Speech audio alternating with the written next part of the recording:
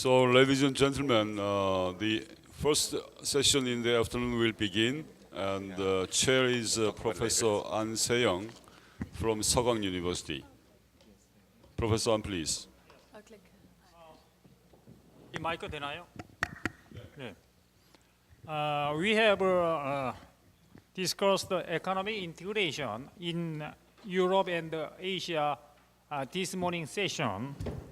And when it comes to economic integration, European countries are really pioneers, and Asian countries are late movers.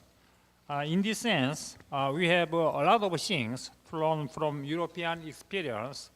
The topic which we will discuss in this session is Europe's lesson for East Asian regional integration.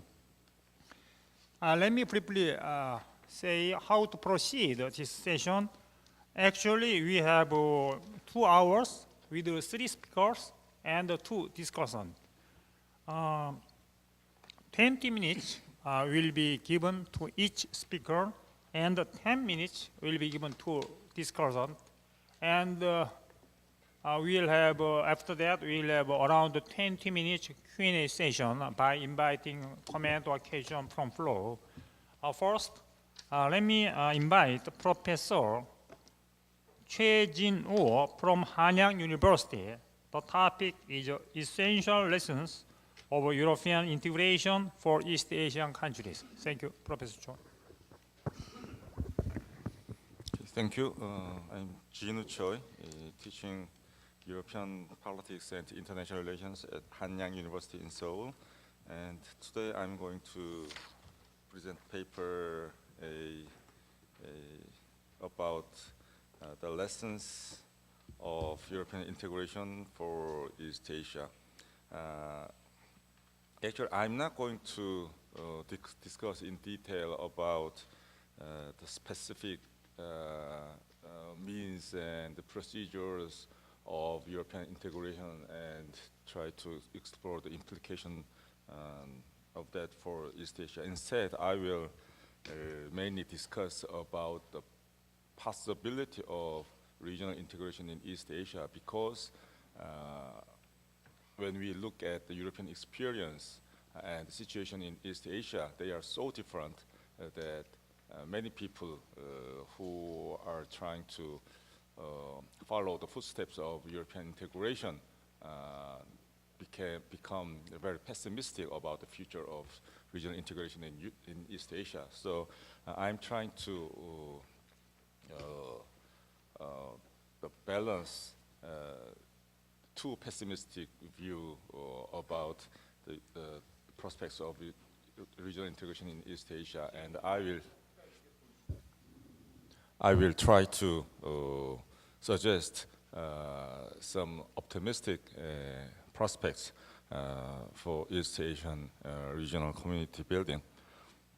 Okay, I will mainly read parts of my papers for the sake of the efficient use of time. Okay, Europe in the late 20th and early 21st century deserves to be an example to be modeled after in many aspects. Europe boasts politically stable democracy, prosperous economy, attractive social environment, and stimulating cultural heritage. Above all, its experiment of regional integration was, and still is, a tremendous success. As such, Europe provides a rationale for East Asia to pursue regional integration as a way to stabilize political situation and to improve economic conditions.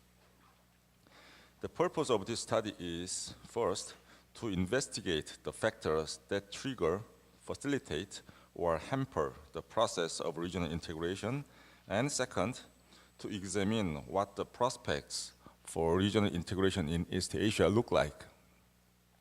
To do so, I will first review the theoretical accounts that attempts to explain the conditions under which European integration was launched and developed into a most successful regional community. I will show that from the theoretical perspectives that I will discuss today, mainly constructed on the basis of evidence derived from the European experience, the prospect for regional integration in East Asia is not very bright, then I will suggest that although the conditions in East Asia is very different from those in Europe, the possibility of regional integration cannot and should not be ruled out because factors other than the ones that have propelled European integration could lead East Asian countries to overcome those hindering factors. As to the international relations theory, I will mainly discuss two variants of the theoretical explanation. One is neo-functionalism and realism. I'll discuss these two theories because these are regarded as representative theoretical accounts for the regional integration. Okay, I'm not going to go in detail of the theoretical logic and arguments, but I'll briefly introduce the main thrust of those theories with regard to the initial conditions of regional integration. Okay, first, from the functionalist point of view, it's 3 pages later. Okay. From the functionalist point of view, the process of regional integration is the process in which spillover pressure is borne out by newly empowered supranational actors and transnational actors awakened to the benefit of integration. The important factors for the progress in integration are therefore whether there exists functional linkage between policy areas and whether supranational and transnational actors have enough ability and incentives to expand the scope of integration into new areas. For these dynamics to come into force, it is said background conditions for initial institution building should exist. What are they? Pluralistic social structures, substantial economic and industrial development, and common ideological patterns among participating units. This is the words of the Ernst Haas, the guru of national functionalist theory. Okay, Europe seems to have all these, seems to have had all these. They are all advanced capitalist democracy, and they are all Christian countries, and they also share the heritage of Greek and Roman civilization. But unlike Europe, East Asian countries could not be more diverse in the level of development, their political system, and religious orientation as well. As we know, countries like Japan is a member of G8, while some other countries are very poor. And some countries have highly developed democratic system, while there are still some authoritarian countries. And in economic size, there are a huge variation in this area as well. So from the neo-functionalist point of view, no optimistic prospects for regional integration in East Asia can be expected. Okay, next, realism. From the realist point of view, conditions for regional integration in East Asia are also wanting. The realist perspective suggests at least 5 factors that are likely to bear on the emergence and the sustenance of regionalism: relative gains problem, alliance politics, magnitude of hegemony, changes in relative disparity, and existence of common external threats. Again, I'm not going to discuss in detail about these theoretical accounts, but I will briefly show how these 5 factors can be applied to East Asian situation. And for East Asia, all these factors identified by realism pose grave challenges. First, in East Asia, suspicion among states still runs very high. In East Asia, many countries are suspicious of Japanese intention and Chinese ambition due to the historical memory of Japan's colonialism and Imperial China. Japan and China also consider each other more as an arch-rival than as a trustworthy partner in the realm of security. Among neighbors suspicious of each other, the relative gains problem is brought into relief. The states are more wary of changes in power disparity among competitors than allies. Therefore, the configuration of power politics in East Asia is not conducive at all to regional integration. Okay, second, according to hegemonic stability theory, while the lack of hegemonic power is antithetical to regime formation, the preponderance of the US power in this region also has deterred rather than facilitated institutionalization of interstate relations. In East Asia, because of the overwhelming presence of US hegemony, a fragmented bilateral system of relations rather than multilateral regimes was formed. Okay, third, a scholar called Joseph Grieco hypothesis that when the relative disparities in capabilities within a region are shifting over time, disadvantaged states will become less attracted to institutionalization. That is, the institutionalization is more likely when the distribution of power is stable than when the distribution of power is changing. From this perspective, the surge of Chinese power in recent years, be it economic, military, or both, does not bode well for regional cooperation. Okay, fourth, there has been no common threat perception in East Asia since 1945. The sharing on external army could lead countries to cooperate each other because common security concerns tend to iron out the differences among the countries more easily in issue areas of lesser significance. But East Asian countries have not had common external threat as Europe had in the formative years of European integration during the early Cold War period. So, in short, from the power-centered view of realism, prospects for regional trading arrangements in East Asia should remain bleak. Nevertheless, the wave of regionalism seems to have finally reached East Asia in the 21st century. The realism may have been able to provide plausible accounts for the long period of under-institutionalization, but it does not seem to fit the recent trends of community building in East Asia.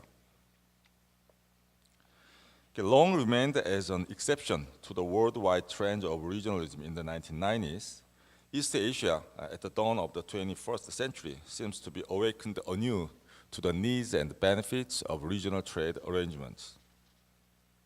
A series of free trade agreements were either signed or are in the process of negotiation or in the stage of a feasibility test among the Republic of Korea, Japan, China, and ASEAN members.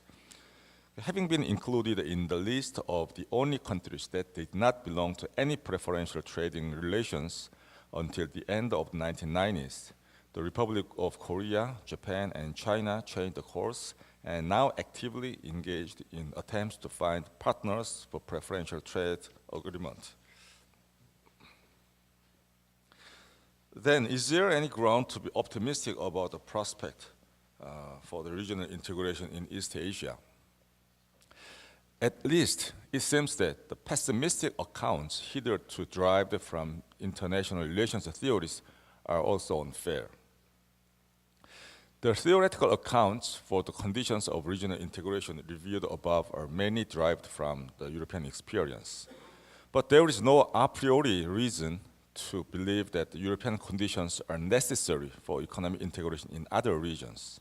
After all, Ernst Haas, the forerunner in the field of regional integration studies, posited that it is also possible that locally specific conditions or functional equivalents to the background conditions in Western Europe might be sufficient for the generation of integrative potential in other regions.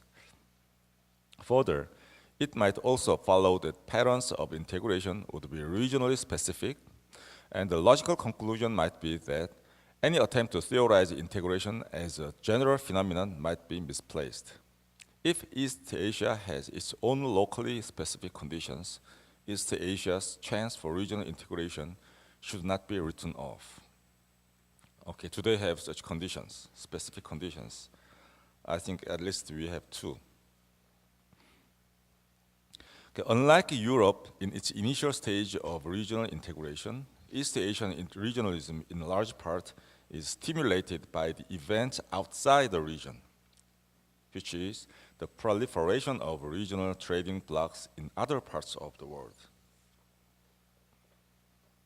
Okay, to the extent that the regional integration in other regions brings up the notion that FTA is an effective tool and an inevitable option for surviving and prospering in this competitive world, and that the negative externality of other regional groupings might adversely affect their economies, the stimuli from outside could play the significant role of motivating East Asian countries to think positively about regional integration.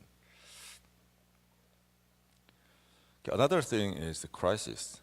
One of the interesting features in East Asian regionalism is that although the talk of regional integration has been around for quite a while, it was after the notorious financial crisis hit this region in 1997 that the interest in regional integration has surged.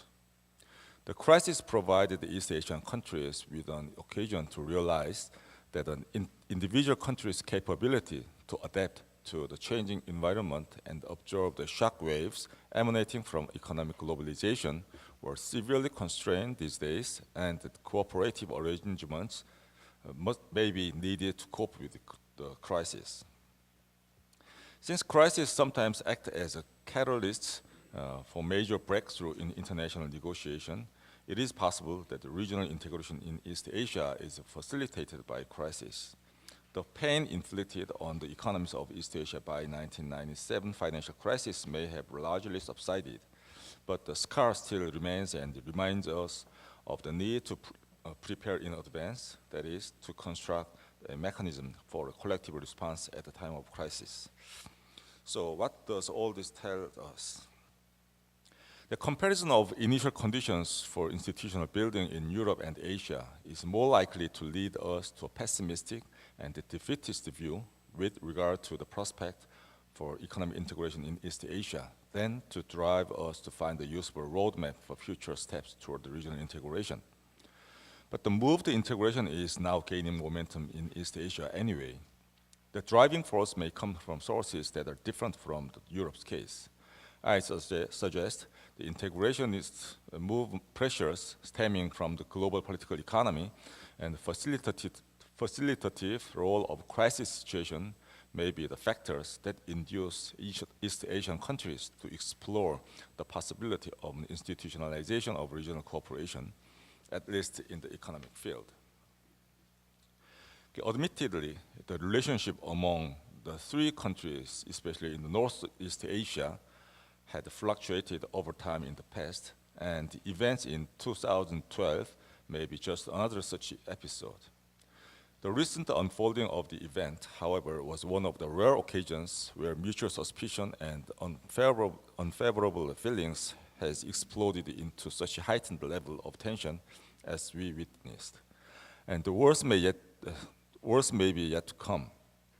Then, is it likely that the confrontation emerging from, for example, the controversies over history and territory leads to an irrevocable disruption of diplomatic relations among the three countries? It is possible, but not very likely.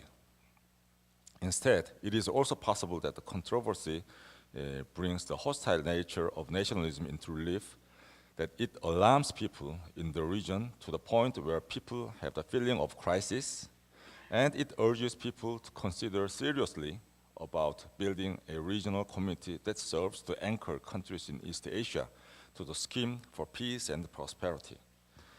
The agreement to start a trilateral FTA talk among Korea, China, and Japan, announced during the meeting of the ASEAN +3 meeting in Cambodia a few days ago, attest to such possibility. Because of the shared feeling of urgency stemming from the perception that unbridled eruption of nationalist sentiments in this region could irreparably undermine the potential gains from cooperation among the three, the leaders of these countries decided to move forward, albeit under a bit awkward format, in which the ministers, instead of the heads of governments, took the podium and declared the launch of the start of the FTA negotiation. This episode is a very significant development in that while initial conditions for regional integration in Europe in the 1950s and East Asia in the 21st century are vastly different, it does not prevent countries in East Asia from pursuing regional integration as a strategy for economic growth and political stability. To the extent that regional integration has been an effective and fruitful method of generating prosperity and security in Europe, the experience of European integration offers a powerful example for countries in other regions to follow in its vision and goals, if not in the specific means and procedures. Okay, thank you.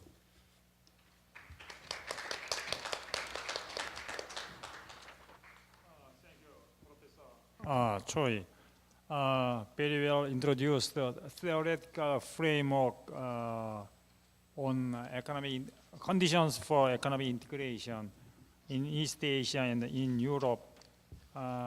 As he mentioned, actually conditions for economic integration in East Asia are not easy compared to European experience. Actually, there are so many historic and political and territorial and hegemonic game among Japan, China, and Korea. And I think in this sense, strong political leadership coming from leaders of three Asian countries are very, very important. When we had FTA with the United States and Chile, there were really strong, fierce political reaction coming from domestic interest group. So without a strong political leadership of a Korean president, we could not have FTA with the US and Chile. So in this sense, I want to invite Professor Verno Pasha from University Duisburg Essen. The topic which will discuss is leadership issues in regional integration, Europe's lessons for East Asia. Thank you. Thank you very much, Mr. Chairman. First of all, I'd like to thank the organizers for having me here, and thank you for letting me be part of this exciting group of scholars and practitioners discussing the issues. Now, I will focus on leadership issues, but I would not want to discuss it on a kind of ad hoc level, but I was searching for a kind of okay. Oh, no, this is, how do I get this going the right way? Which should I press?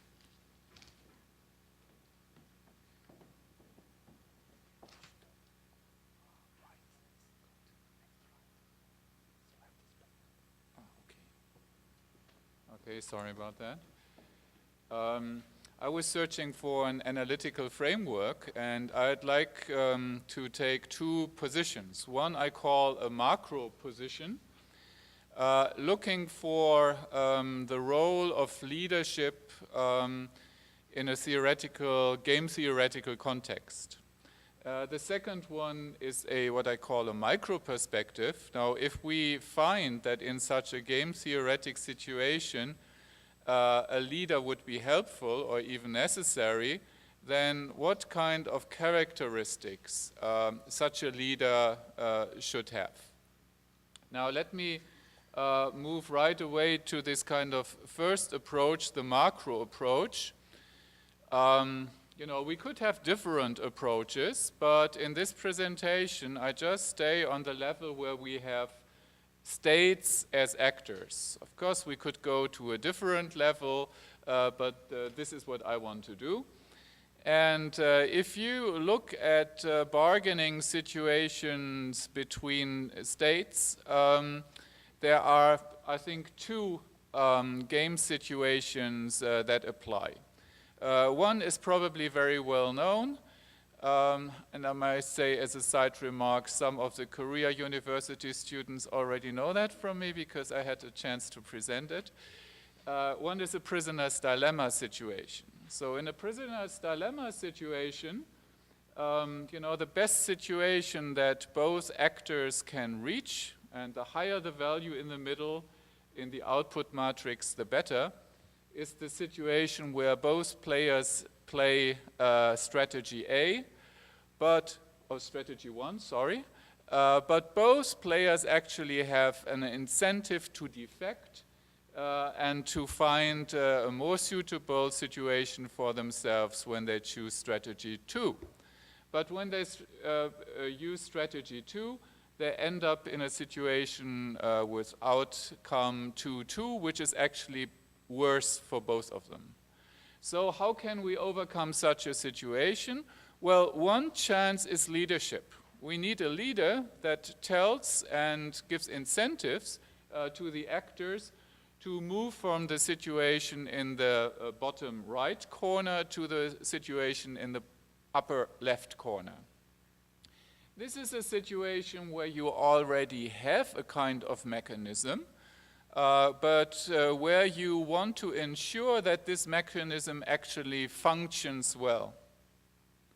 So it's the kind of operational level. And in the morning we heard from Professor Lee Jae-sung from Korea University to be quite clear about distinguishing operational level and institutional level of setting up a mechanism. And the second game I want to introduce is a coordination game. Now, if you look at the coordination game, you can see that there are two possibilities of solving this kind of game. Both states could use alternative 1, or both states could use alternative 2. So we would end up in a situation where both states are quite happy, but they may not agree on which equilibrium is the preferable one. Still, they don't have an incentive to defect from either mechanism. So the situation in a coordination game is actually similar to one of forming an organization. But in that case, leadership may also help us to, decide which kind of equilibrium we actually choose. But the leader will have to have different properties. For instance, in the coordination game situation, the leader will have to possibly help states move from one equilibrium to the other. Maybe there are distribution issues coming up. One state may say, yes, okay, but I prefer this kind of equilibrium. I get an output of 4. I don't want to move to an equilibrium where I only receive 3. And then the leader may say, okay, I will compensate you and give you something extra. So we need an economically strong leader to solve the coordination game, whereas we do not need economic strength in a prisoner's dilemma situation.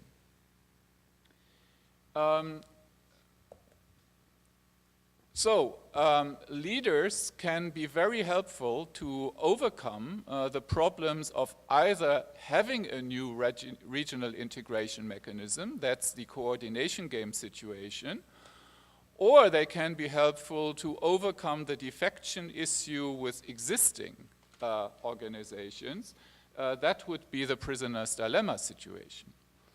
However, these mechanisms are not the only ones, and I have given you a list of major mechanisms that also help to solve the coordination issues that we encountered.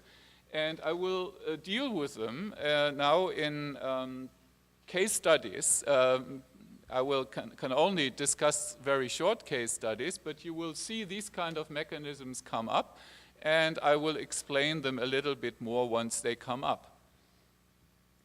Now, as a first case study, which we can use, we can shortly look at the start of the European Economic Community. So that was definitely a situation where we are talking about a coordination game situation. Leadership may be helpful, so we had strong leaders and we saw some pictures this morning. But actually, if you look at the literature, it's often argued that actually two other mechanisms played a very important role. So possibly leadership was actually not so necessary in those circumstances, quite interestingly. One was the aspect of the catastrophe of the Second World War and of the shock. Mr. de Luensberger in the morning also mentioned this. So this shock gave an incentive to the actors to overcome their coordination problems. And the second issue that is usually mentioned is that the US served as an important hegemon in the background, although not really part of the process, of course, of European integration, but supporting the European countries in a kind of Cold War situation to create this kind of new mechanism. What does this mean for Asia? Or for East Asia? Well, both mechanisms are not important in the current circumstances. To some extent, maybe fortunately, we are not faced with a severe shock in the Asian circumstances. And I would consider it doubtful whether simply by leadership we could overcome this kind of situation. And I think this is quite in line with what some colleagues have argued before. Second, community initiatives. This is also something that is related to a coordination game situation. And if I sketch European development very broadly, I would argue that many of these kind of initiatives in the European context were led by two partners, actually not one. And this probably has political reasons. It's not that resources were lacking for only one, but political reasons in order to minimize criticism and opposition.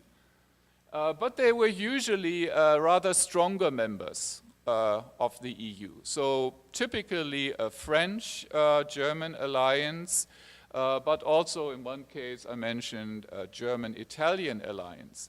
I think this is quite in line with the coordination game. In coordination game situations for new institutions, you need strong leaders who have the resources to support a certain mechanism and to help other states agree to this kind of decision, maybe because they are paid off a certain output. Another point I would like to make would be what I call camouflage and creep. Camouflage is something, where you have kind of hidden engines of integration. And I think if you look at the literature of European integration, you notice that this has been important. One important case would be the European Court of Justice, which, if you look at it superficially, would not have the point or the objective to move European integration forward. But actually, the role played by the European Court of Justice, I cannot go into the details here, was to always support in its decision a strengthening of European integration mechanisms. Second, creep. I think this, I call it creep, but it's very much in line with Professor Choi told us about neo-functional theories. Creep is that, by organizing some integration moves, you get support, you get incentives, you get interested parties in moving forward to some other issues. And what we find is in the European movement is that it seems to be important to get institutions and players involved, like the European Court of Justice, or like interest groups in a neo-functional sense, or what I would simply call CREEP, in order to support this. This has been the case in the case in the EU, and I wonder what it involves in the case of Asia. Here I would only say, it would help to create or to involve stakeholders of an integration process in terms of a secretariat, for instance, that supports further moves. So from that point of view, I'm very interested in the third session and when we are talking about the trilateral cooperation and the secretariat, involving industry, etc. There are other mechanisms, and time is too short actually to go into all of them. So I would like, to mention the importance of rules. If you have strict rules, actually leadership may not be necessary. There is the issue of reputation and issue linkage. And there is maybe one issue I would like to talk about a little bit more, which would be the role of peer pressure. One possibility to that you might use if leadership is not available would be peer pressure. So the European Union has also used this kind of mechanism quite recently. Some of you may know it, the open method of coordination, which was started in 2000 with the Lisbon agenda for raising European competitiveness. The EU has not really a clear mandate how to do it. Simply to have leadership will not be helpful or will not be possible. So the EU installed a kind of peer review process among its members. However, the result of this was not too encouraging. We had a second round of the Lisbon process starting from 2005, but actually the open method of coordination and supporting European competitiveness was not a successful move. So what we can find, I think, and conclude for the East Asian integration process is that relying on peer pressure, where you do not have clear leadership, where you do not have clear rules as alternative mechanisms, may be very limited in what it can achieve. And I think this tells us something about interesting financial mechanism we find these days. The Chiang Mai initiative in the financial markets to have a swap agreement on currency markets, which largely wants to rely on peer pressure. And I think this does not bode too well for this kind of mechanism. Now let me turn to the micro level. If we say, well, we need leadership because other mechanisms like rules or peer pressure do not work, well, what does the leader have to come along with? And I think there's an interesting approach that was originally developed by a scholar, international relations scholars, Oren Young. And he speaks of three properties that a leader, in the sense of a state employing leadership, should have. First is structural leadership properties in the sense of financial power, economic power, military power.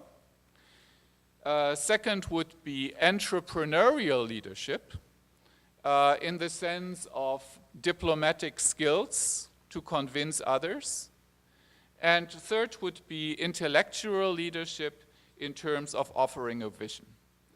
So the argument would be that normally, to some extent, you need all three levels. If you only have the first two, but lack the kind of vision, it will only be probably ad hoc solutions which will not lead very far, and you will not get a continuously engaged group of countries behind you. Now, finally, I would very shortly try to apply this kind of reasoning to the European situation. So in terms of structural leadership, if we look at economic, financial, and military capabilities, well, we do not have an incumbent country. Probably the country that comes closest to this kind of structural leadership these days is Germany, in the case of the EU. But definitely Germany does not bring all capabilities that would normally regard it as part of structural leadership. Structural leadership problems particularly occur when there are dynamic shifts, when it's not clear who actually owns a structural leadership competence. And we can see that in the European process as well.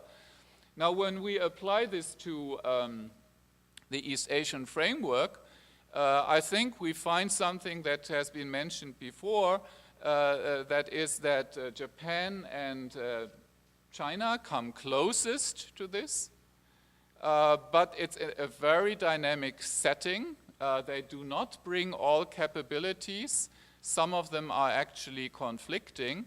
And I think the problems that have been mentioned before, we can derive now from this kind of setting of discussing structural leadership in Oren Young's sense. Entrepreneurial leadership, well, I'm a little bit shocked that I was so blunt here in this presentation. Let me put it very shortly, although one could analyze it better, certainly. I think in a European context, some countries are renowned for their diplomatic skills. Interestingly enough, let me say that quite bluntly, definitely not Germany. So we already see a kind of tension between structural leadership and entrepreneurial leadership that bears on the current situation in solving the euro crisis. What does it mean for East Asia? Well, the two strongest combatants for structural leadership, Japan and China, are also not really strong, I think, on this kind of indicator of entrepreneurial leadership. Japan for historical reasons to some extent, China because it still already has or still has to get used to its new situation as a kind of growing but still somewhat adolescent power. Finally, intellectual leadership, and that was already mentioned before. Yes, this is something that Oren Young in this kind of terminology finds important, and it was also mentioned this morning already how important it is for the European integration process. Now, if I look at this in an East Asian environment, and this has been mentioned before, I think there is very little that could be called a vision. There is something we could call a substitute vision, very much based on economic arguments. Some of you may know the flying geese argument of countries moving in tandem. But of course, as economists, we know the weaknesses of this kind of concept, and I think not too many countries eventually were convinced that the flying geese pattern as developed by economist Akamatsu would really be meaningful. Now, summing up, I have to finish. There is certainly not an easy answer to what kind of Asia can learn from leadership issues in the European context. What I think we see is that leadership is not really the only source of overcoming coordination and prisoner's dilemma situations. However, we see two principal areas where leadership can help. First, when you start a new institutional regime, leadership can be helpful, but normally you would have to have strong, structurally strong economies. And the only economies that could do it would be Japan and China. I'm a little bit doubtful, based on this analysis, that Korea can muster a role for coordination game situations, because the structural leadership competence is somewhat lacking. On the other hand, for solving problems in existing mechanisms, I think Korea is in a much better situation, working as a kind of moderator. And my final point is that if Korea can develop its entrepreneurial skills, that would be the diplomatic skills to work in an East Asian environment like Benelux countries, for instance, have had a positive impact on European integration. And if it develops its intellectual leadership properties, so supporting a common vision, that would be important ingredients where Korea could make a big impact on East Asian integration processes. Thank you very much. Thank you, Professor Pasa. His presentation is very insightful and informative for us. He introduced three kinds of leadership, and Germany played very important leadership in economic integration in Europe, but unfortunately, neither China nor Japan play such kind of strong leadership in East Asia. Next, we'll invite Professor Julie Gibson from University of Birmingham.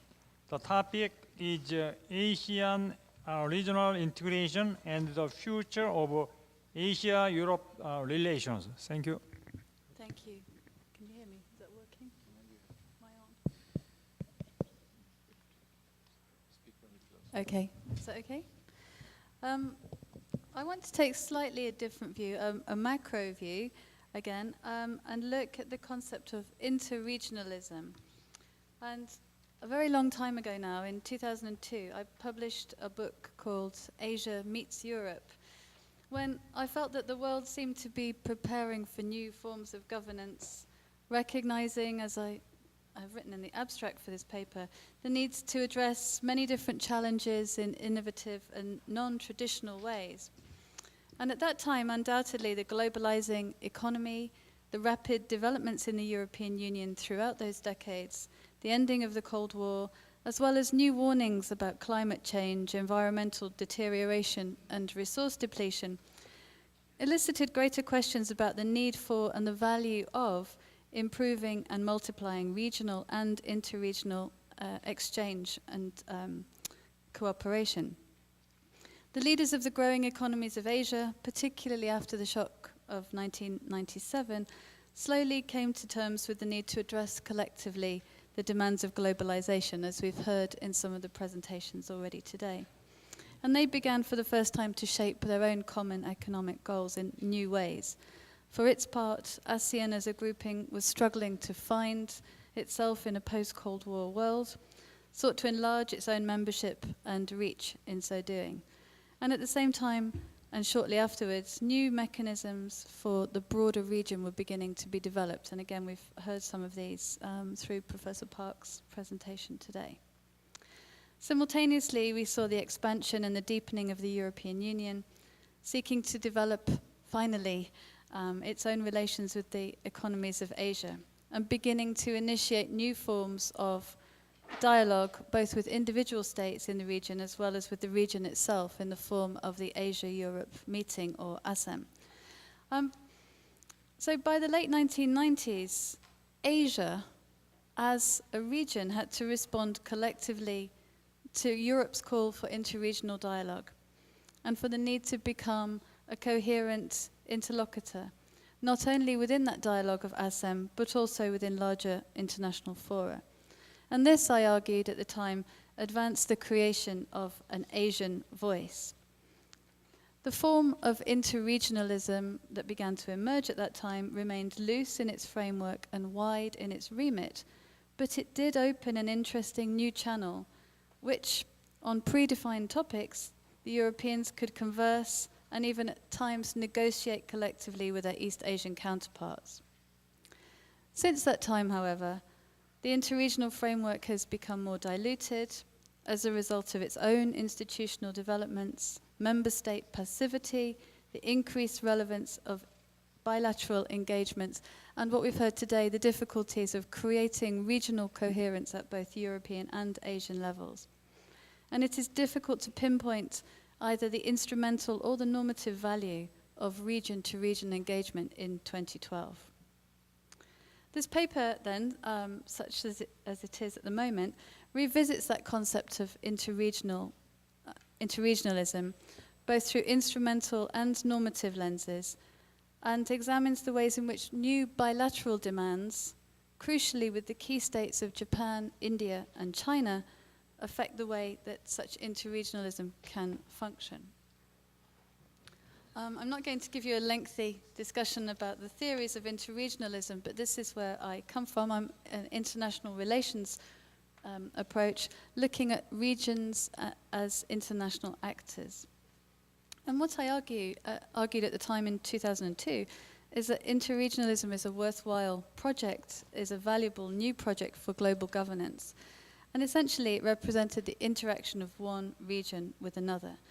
The effects of this interregionalism are varied, and one might see what I call, or what has been called, a double regional project, i.e. two regions recognize jointly the needs to pool resources, cooperate, or respond jointly to collective action problems. But also if we look at the work of Björn Hettner and his colleagues on new regionalism and interregionalism, looking at how regional emulation can take place. And this is largely what many of you have discussed today, how existing regions can trigger the formation of new ones, can shape and influence their development. But essentially, interregionalism was about managing relations in new frameworks in a globalizing environment. I argue that the normative value of such interregionalism is that while a habit of cooperation may derive in the first instance from decisions taken to communicate over particular issues, actually these channels and patterns of behavior of communication may themselves affect one region's view of itself and the other. In other words, interregionalism itself can influence the form that regionalism takes. And I felt this very strongly in the early 2000s, that behaving as a region was part of shaping what Asia was becoming. At the same time, or since that time rather, we've got a new rise of bilateralism. And bilateralism, by bilateralism here I mean actor-to-actor engagement. In the case of the EU and Asia, that has two forms. The first form is the EU as a single actor, negotiating with, communicating with, for example, China, for example, India. But also an additional form of bilateralism that I don't go into, it's beyond the scope of this current paper, but it's crucial as an underlying factor, are the specific member state interests in different areas of East Asia. And we mustn't forget this in terms of understanding the intra-European negotiations. So what we get with the rise of new bilateralism are new sites of authority, the rise of thesis, the rise of China, but also the rise of the BRICS, the need for the European Union to take into account new particular challenges from different sites of authority. This means that there are different types of interlocutors and also diversification of interests, both within the EU and by the EU with its Asian interlocutors.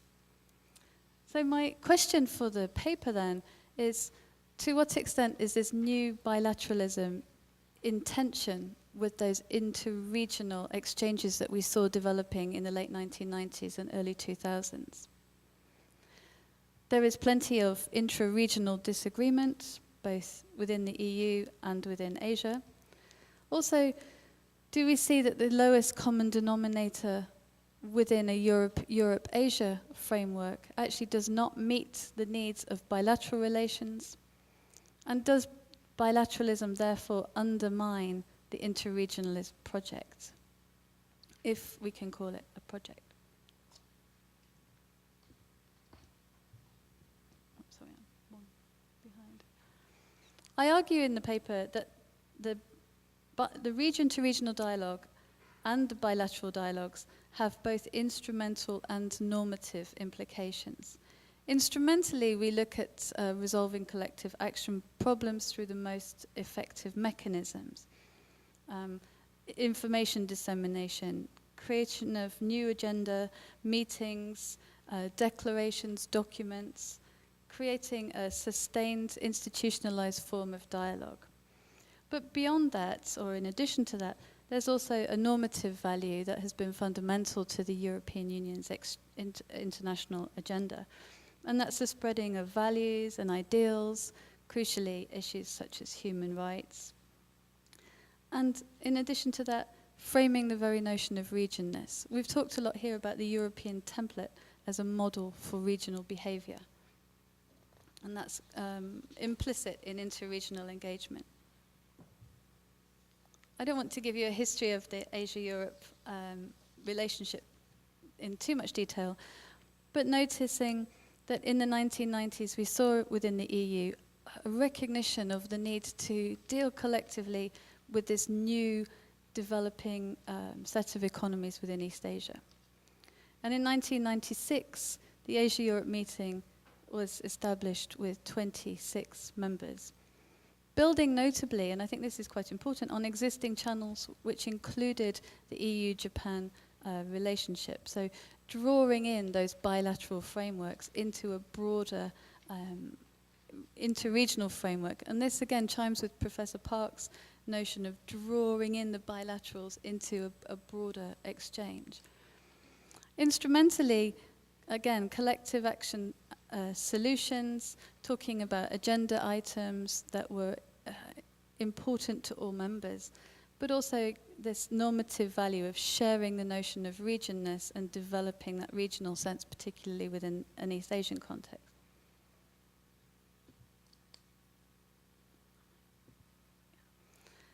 Today, we see that the dialogue is regularized. Within the EU, we've seen further advancements in the common foreign and security policy, notably the developments within the Lisbon Treaty.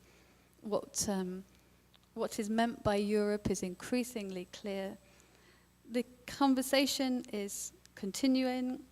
The intra-Asian coordination within the Asia-Europe framework also has been strengthened, notably by the inclusion of the ASEAN Secretariat within the Asia-Europe meeting.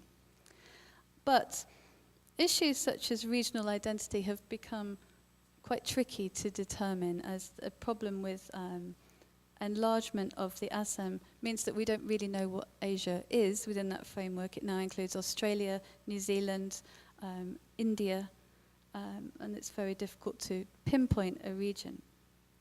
In terms of democracy, human rights issues as well, the inclusion of Myanmar within the framework of ASEAN makes some of these conversations very tricky. Michael Reiter, a long-time diplomat and commentator on the region and interregionalism, he notes that for the EU, there's a natural institutional bias in favor of interregionalism. But at the same time, what we also have are a range of tensions prevailing.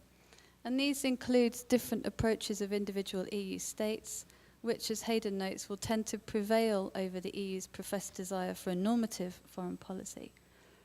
And then what we've mentioned already today at some length, and so I won't go into it, but the tensions within East Asia have become more pronounced than ever. Not only the rivalry between China and Japan, but from the point of view of understanding inter-regional exchange, how the different formats for institutionalizing Asia have come to be in competition with one another. We've got the ASEAN +3, the East Asia Summit, but also the TPP and the other versions of regionalism that we've looked at this morning.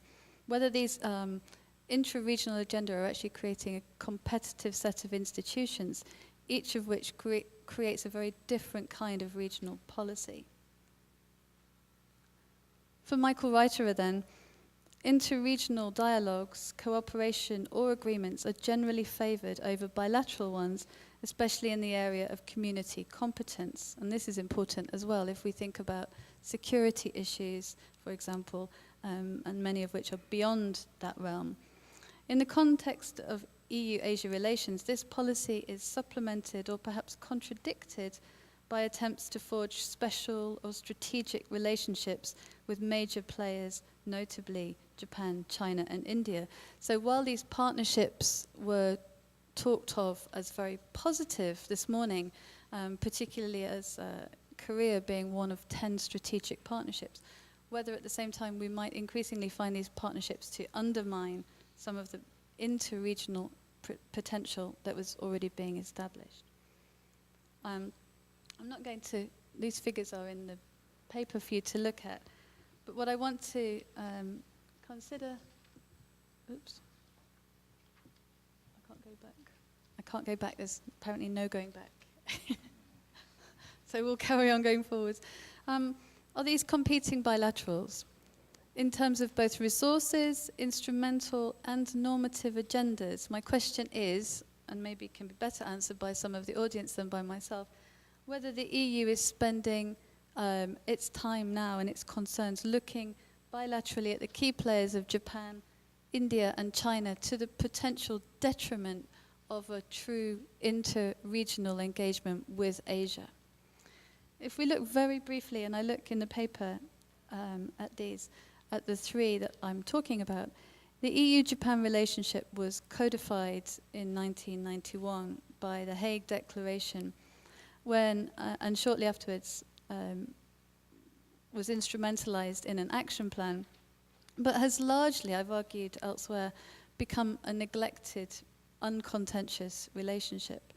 Bakowski this year writes, listing issues in international politics and security is not the same as adopting joint policies to address these issues.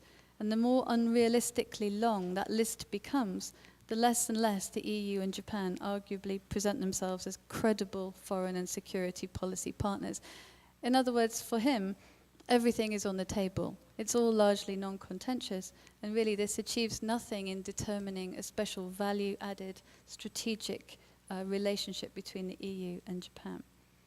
If we consider it in its instrumental versus normative framework, there are some agendas being shaped. Space exploration, counter-piracy, some post-conflict reconstruction. We can pinpoint specific areas where some good bilateral work has been done. And normatively, of course, Japan is a key democratic ally for the European Union within the region. However, it is increasingly neglected and currently overshadowed, I would argue, by other bilateral relationships. In terms of EU-India, again, this is quite a strange relationship. Only since growing liberalization in the 1990s, when the Indians themselves began to look beyond the US, did we start to see the rise of EU-India dialogue, with the first summit in 2000, and as you can see, strategic partnerships and joint action plans in 2004 and 2005 respectively. But the EU continues to have fairly limited negotiating power in South Asia compared with the Americans. And Jane notes that the fact that India is the largest democracy and shares values with Europe does not necessarily earn it any brownie points within Europe. So instrumentally, we see trade and security agenda that are becoming increasingly important, and it has democratic potential, but the relationship is based on their democratic credentials. But there's a certain degree of mutual neglect and a lack of attention which characterizes Indo-EU relations leading at times to greater declarations of intent rather than specific agendas. Again, the same kind of problems that we see with the EU-Japan relationship. And then finally, if I may, just to mention the EU-China relationship. And we see, again, similar periods, 1995, the European Commission developing its long-term policy for EU-China relations. However, like the earlier occasions, limited European leverage and trade interests have always triumphed over the European insistence on upholding European rights within China, by which, and I won't show you these, they're in the paper, but by which the tensions inherent in this relationship mean that China gets what it wants. Instrumentally, Xi dark areas of disagreement remain important: the market economy status, the lifting of the arms embargo, responses to the Lhasa uprising, intra-EU disagreement over how to deal with China, at the same time China being the EU's largest trading partner. These are issues that are real and issues that need to be negotiated on a bilateral level. Normatively, however, there's no common agenda, and as I've suggested, sorry, I've repeated it, the reality is that European trade interests are more important than insistence on issues such as human rights, according to many commentators, including Matlin. And the result of this is that an EU policy towards China that can be described as unconditional engagement. This is according to François Gaudemont, who suggests that a policy that gives China access to all the economic and other benefits of cooperation with Europe while asking for little in return. In conclusion then, I'm sorry to rush through this, we have the problem that we don't know who we're dealing with. Ultimately, finding a conception of an Asian region that reconciles economic imperatives with underlying geopolitical concerns while still being able to generate a sense of identification continues to be an elusive task. And in essence then, the tensions inherent in pursuing both bilateral and region-to-region dialogues mean that what is more likely to surface is a set of reactive, pragmatic policies rather than the pursuit of consistent, normatively driven goals. And this comprehensive and fragmentary process of regional building in Asia creates a limited and uneven potential both for collective action regionally and for the bigger project of inter-regional engagement. Thank you very much. Thank you. Thank you, Professor Gibson. This morning, I talked with the Korea Trade Minister Park Tae-ho. He told me nowadays there are new regionalism in Asia-Pacific region. It means that Asia-Pacific countries are moving from bilateralism, free trade agreement for the regional trade agreement and inter-regionalism. For example, its prime example is TPP, Trans-Pacific Partnership pioneered by United States, and RCEP, a regional comprehensive economic partnership pioneered by the ASEAN countries. I think in this sense, Professor Gibson's presentation is very interesting and very insightful for Asian countries. Thank you, three speakers, Professor Che Jinu, Professor Verona Pasha, Professor Jules Gibson, for your very wonderful presentation. And now we have two discussions. First, let me invite Dr. Kim Hung-jong from Kiev. Thank you.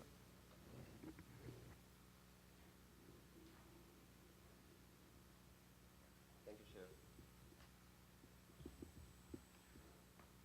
Thank you, Chair.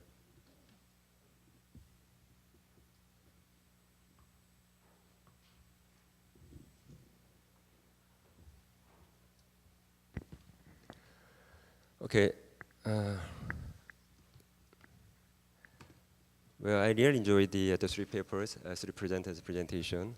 Although the topics of the presentations quite different, and then I could not cover all the three subjects, but I'd like to talk about some points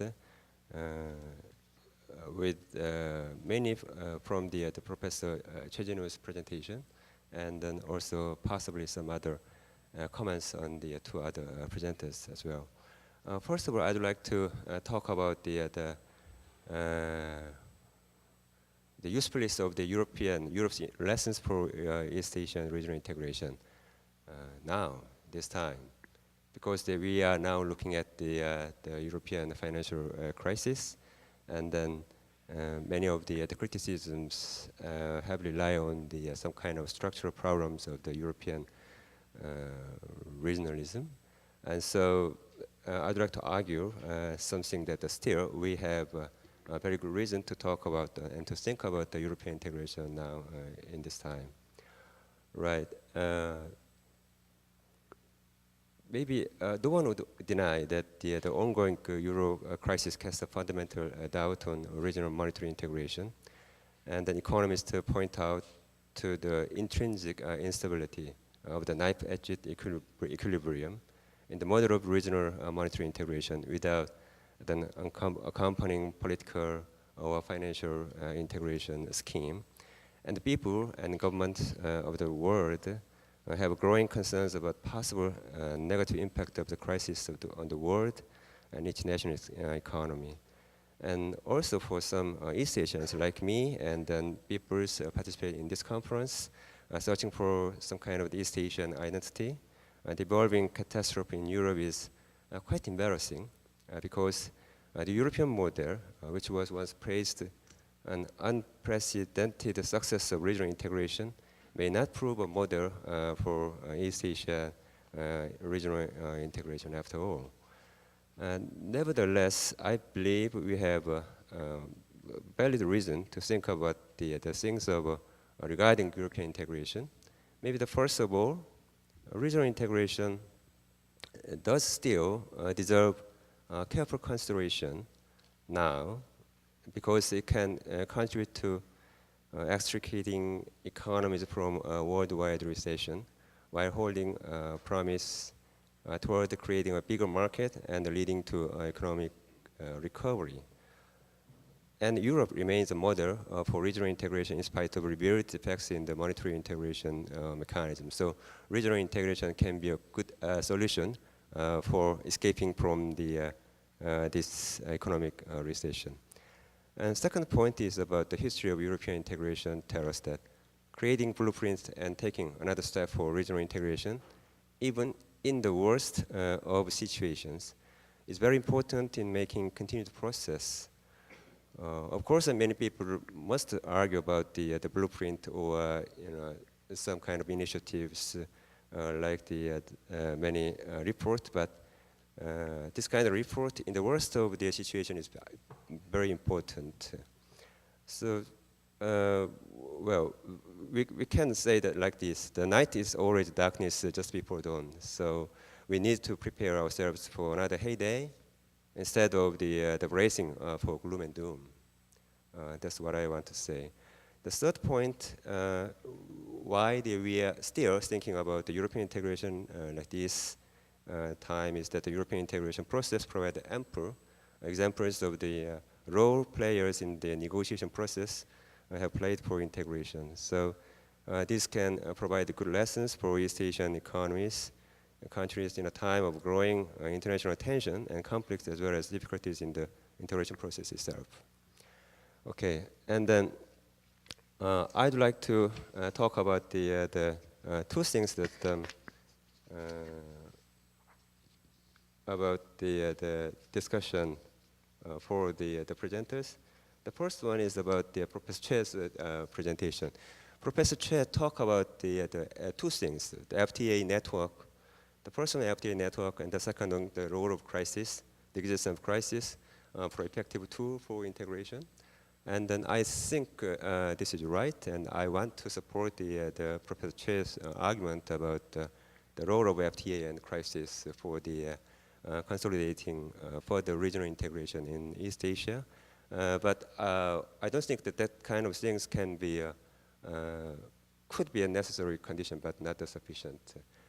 First of all, as an economist, I would like to point out some point about the trade structure of East Asia, which is quite different from the European one. First important finding is that in spite of dieseling economic growth among Asian economies, the United States and the EU still dominate other countries as the last destination of final goods. If we can break down the tradable goods into final goods and intermediate goods, then we easily find out that for the last destination of final goods, still EU and the US is the dominating over other countries, including China. So this is notably true if we compare the trends of China manifesting in two Chinas. Like China has caught up with the US in terms of intermediate goods trade, but never in the final goods market. China stood as the second biggest intermediate goods market, but was fourth as a final goods market. And then also we need to pay attention to the fact that the final goods market is more resilient to economic shocks than the intermediate goods market. So these findings tell us that the building an intra-industry and intra-regional production network is a major source of Asian countries' economic miracle. And this production network, not the consumption network, production network is very vulnerable to external shock. So to borrow the words of the certain politicians like the Bill Clinton, it's consumption stupid, not the production, that can lead to stability and sustainability in an economy. So we can say that just the building an FTA network is not enough. Just FTA network, like the division of labor, production network, can eliminate some kind of the contribution to the regional integration. But definitely that is not enough, and that is still very feeble to the outer crisis or economic crisis. And so FTA not only the FTA network, but also the constructing the market for the final goods, so leading to a kind of a certain degree of the autonomous cycle of the production and network is very important for the regional integration. And I think that is another lesson from the European economy. So European economies, comparing to the European economy and then East Asian economies, European economies, even in 1950s and 60s, European economies are more independent, a kind of independent or autonomous cycle of the business cycle of the production and then consumption, which can be contributing to the role of the supporting the regional integration. And second point that I would like to talk about this one is about the crisis, which Professor Che pointed out. Yes, crisis, for instance, the 1997 Asian financial crisis recognized that we Asians stand alone. So no countries like the European countries or America could help us in the crisis area, and then we recognize the kind of regionalism is necessary for the peace and prosperity in this region. So just on crisis, the existence of crisis cannot make the whole story. So crisis, and then if we find out that our neighboring countries can be a friend in need, then we neighboring countries can be a friend indeed. So not only the crisis, but also in the crisis of the era, then if our neighboring countries, East Asian countries, can help together, then it can be a good stepping stone for the further regional integration. So as we all argue that the kind of the helping together scheme in the crisis is very good, very important for the regional integration. And then the last point is, which is maybe related to the Professor Gerson and Professor Che's presentation again, is that the kind of the identity problems, the regional identity. So of course, an important thing is that we can build up the regional identity in East Asia, So how can we build up the regional identity? Remember that all the countries, including China and Japan, we are now still in a age of the nation state.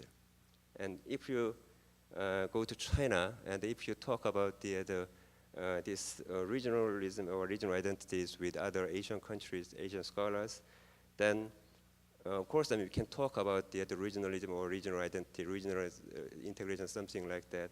The nation state still dominate in the concept of the regionalism. So it's very, very difficult to find out any kind of further contributing role of the identity problem. So once again, I'd like to talk about how to build up the East Asian identity, how to make the another layer of the regional identity between national identity and global identity. So maybe we East Asian countries can build up some kind of fund or regional scholarship program, like in the name of the Asia, not in the name of Korea, in the name of China, or in the name of Japan. So we need to establish some kind of a scheme who can contribute to the building bridge or building museum or music concert hall, and then providing a scholarship in the name of the Asia is very important for the regional strengthening the regional identity. And the last point I want to talk about Professor Gerson's point about why the multilateral rather than the interregionalism, but bilateralism is dominating in EU and the Asian countries. Maybe when you're talking about the Europe and Asian relations, economic relations dominate still. And we are not the neighboring countries, and so economics and trade doesn't matter, while the security or other issues, of course, it's a very important issue. And then when we are talking about, when we have meeting between the EU and the Asian countries, other issues like the human rights or other things are sometimes very, very in-depth talked. Basically, economics and trade issues dominate. And then when East Asian countries are talking about, want to talk about economic and trade issues, we don't have to go to Germany or go to France. We just are talking to these issues with Brussels authorities. So the natural process of this kind of talk is that EU and Asia, EU and Asian countries, EU and China, EU and Japan, and EU and India, EU and Korea, EU and ASEAN countries.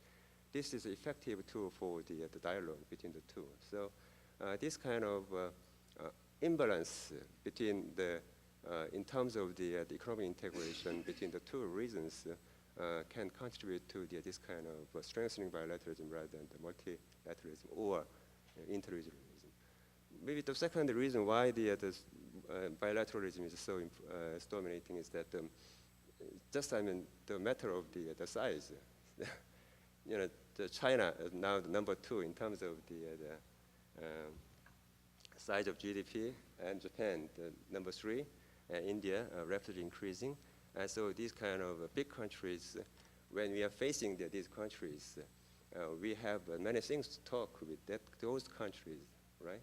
So countries and peoples, when we are facing this kind of the relations, then it's maybe natural to concentrate on this bilateral relations rather than interregionalism. So all of these arguments has strengthened that it's very difficult for East Asia to talk about regionalism, and also the situation is not so good, but still I believe that we need to talk about these issues, and we need to talk about other initiatives, and we need to talk about the other issues which is related to regional integration. That's what I believe. And the last point that I want to talk about Professor Pasha's point about the leadership And I'm very interested in your analysis, which is related to the games theoretical situation. And then maybe quite suspicious about Korea's role in East Asia. And then the leadership problem is also very important thing, but it's so delicate problems, especially for Korea. And then I'd like to talk about the Germany's leadership actually in Europe now. And why? Because I want to talk about the role of Korea and other countries. Maybe now in the economic crisis, the role of Germany is, I think, very important.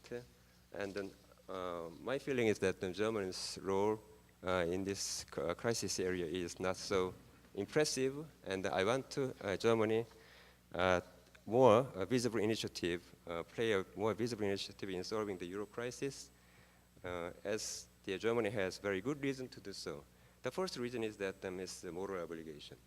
Simply, Germany is the leading economy in Europe, so it's kind of a general leading economy cannot ignore the difficulties of its neighbors.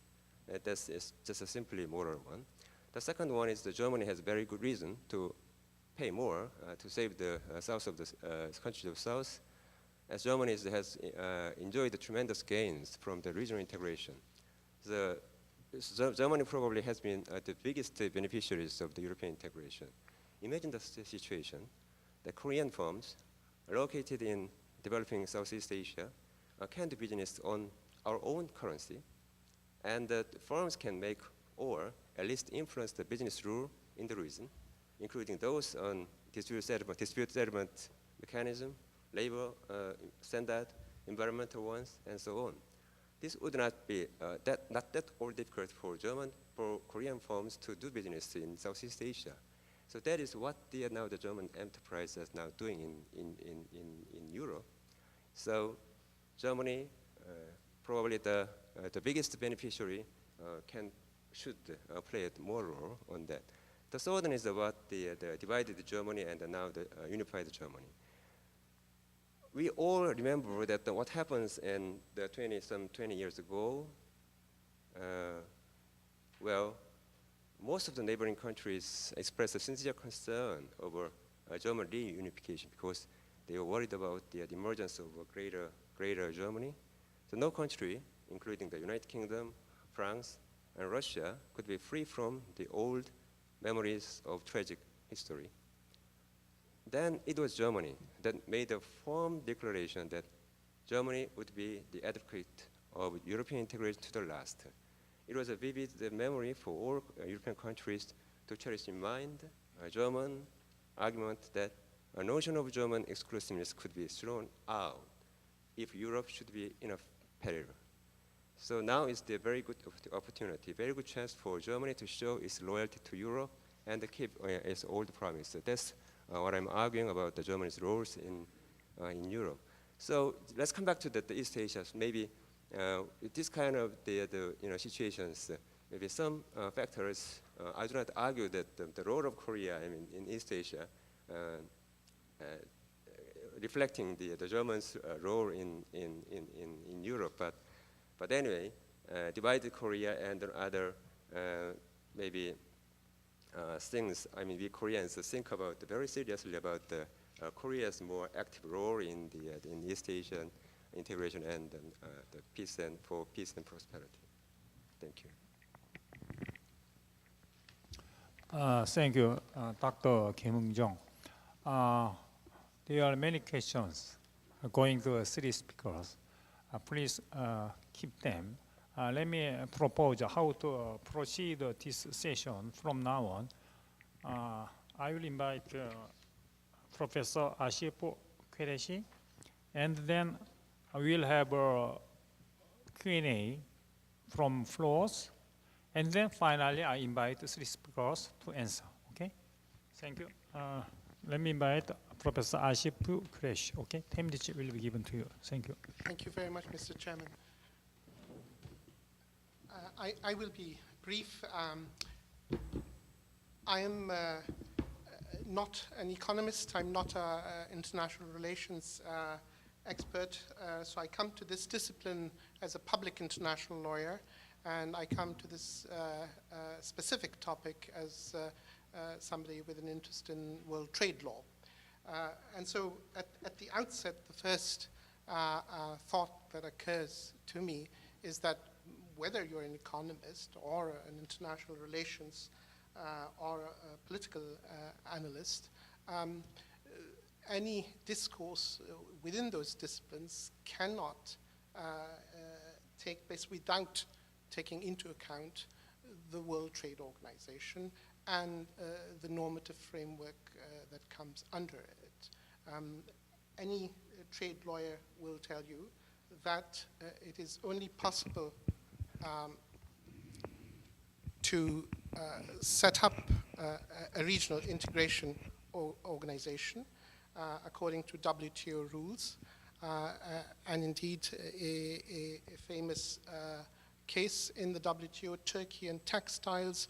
The appellate body of the WTO specifically made clear that the formation of regional integration agreements have to comply with WTO disciplines, and those disciplines refer to both the internal integration process as well as the impact of the integration process on third countries or even third-party regions. And moreover, the WTO disciplines apply, in particular, for example, the most favored nation provision, the national treatment provision, and so on, to the regional integration agreements that are agreed upon. So I would, I guess, invite the speakers, especially the first two speakers, Professor Choi and Professor Pasha, in their international relations and in the models that they are using to ask the question whether it is necessary actually to input the WTO in the framework of their analysis.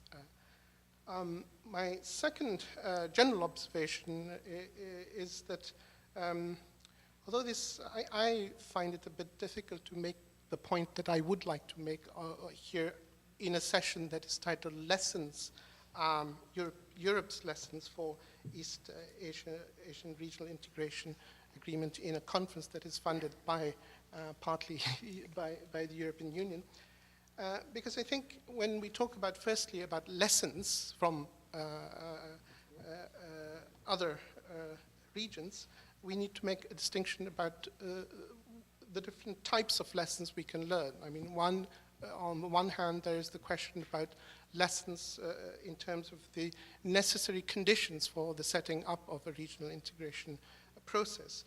On the other hand, there is the question of the lessons that one can learn from other examples in terms of how they have achieved the objectives that they have set out to do. Or thirdly, the lessons we can achieve from the objectives and the achievements of the other regional integration agreements. So as lawyers, when we use precedents, we do not use precedents a priori. We use precedents in order to substantiate a point of view. And so in terms of methodology, I think if one is interested in the process of integration in East Asia, the first point of call is not Europe, despite its fantastic achievements and recognized by the Nobel Committee. The first point of call is and must be what the exigencies and dynamics of the region call for. And Europe can only be an example in order to reinforce the analysis that comes from an independent perspective of how Asia should proceed. I also think that this point about methodology is also about related to the question of leadership in the broad sense that it has been used, because leadership is also about the confidence we have in ourselves. So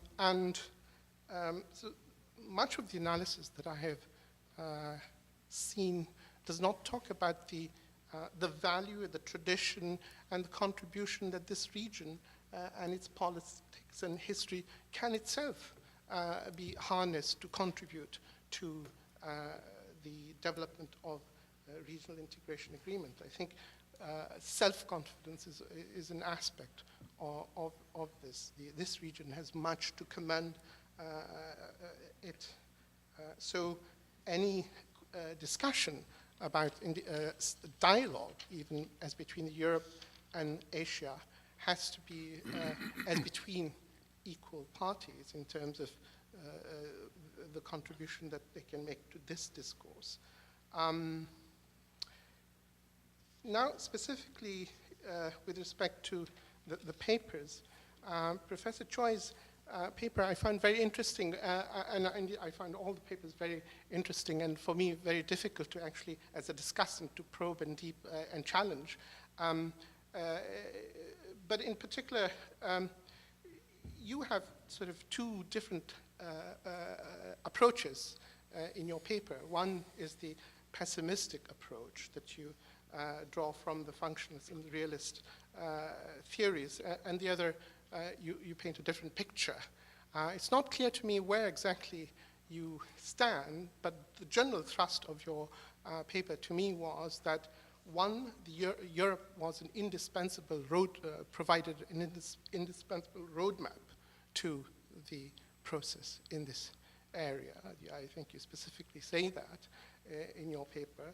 And although you draw on international relations theories and seem to then distance yourself from them, but I imagine the reason why you drew upon them was because you did think they made some sense. Although later on you do say that there's no a priori reason for looking at Europe and the European example as such, that different regional integration experiences call for different reasons and considerations. But I think on the whole,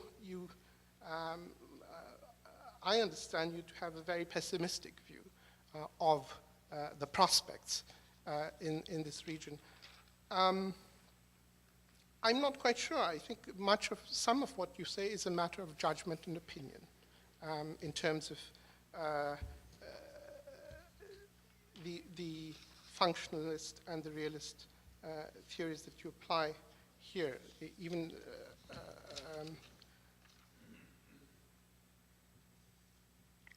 I was actually very surprised at the statement that you make that Europe's past is or can be this region's future.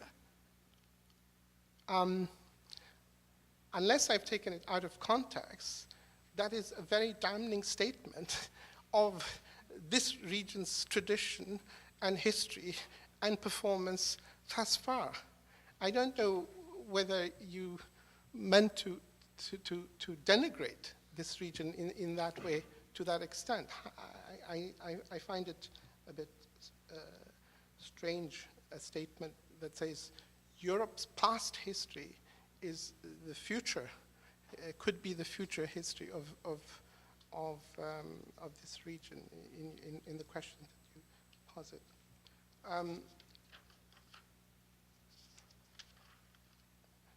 Moving on to Professor Pasha's paper, I don't have much to say really, apart from the fact that you looked at the question of the contribution of the US hegemony in the model of leadership.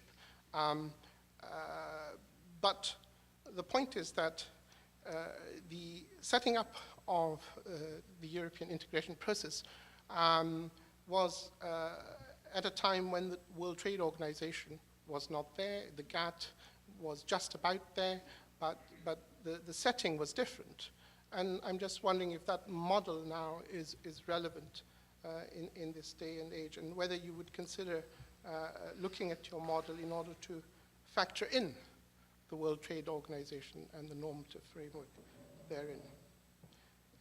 Professor Gilson,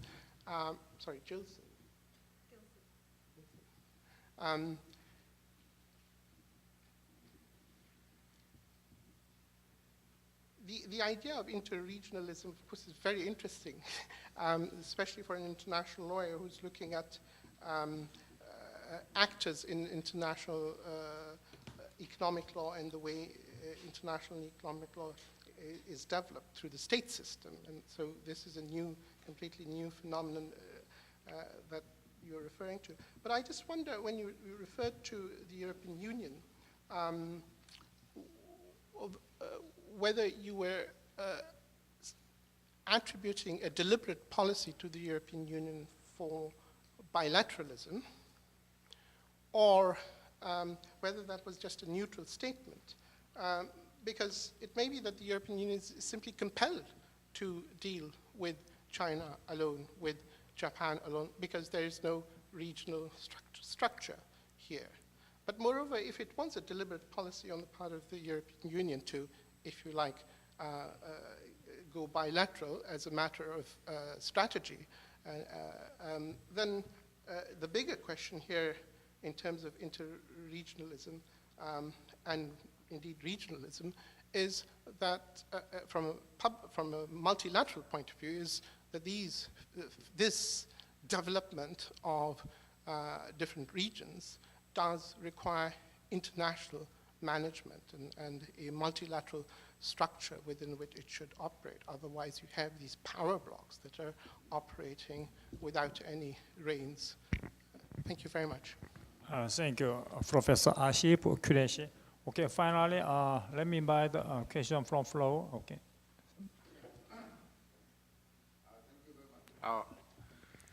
When we compare the institution building in Europe and Asia, and what kind of lesson we can draw from European experience, how, I would ask three speakers, especially two speakers from Europe, how, do you evaluate the role of the United States in regional institution building in Europe and also in Asia? Because, in the during the Cold War era, United States have been pushing the US, the European integrations. And Europe, most of, all the members of the European integration are liberal democracies. So unity among them are critical for fighting against the, Soviet and East European powers. And also European economic community building are underlined by a very strong military alliance, including United States, NATO's. But Asia is a bit different. Of course, Asia variety of political systems, not just, liberal democracy, but also some other political system here. And the US, are not taking a so-called detached position to economic integration in Asia. And there, the position of the United States in Asian political economy is quite, how to say, ambiguous. So geographically, United States is not a part of Asia, but functionally, U.S. is a part of Asia, economically, politically, and also militarily. U.S. are deeply involved in Asian international relations. It's a bit different from, I think, post-war Europe.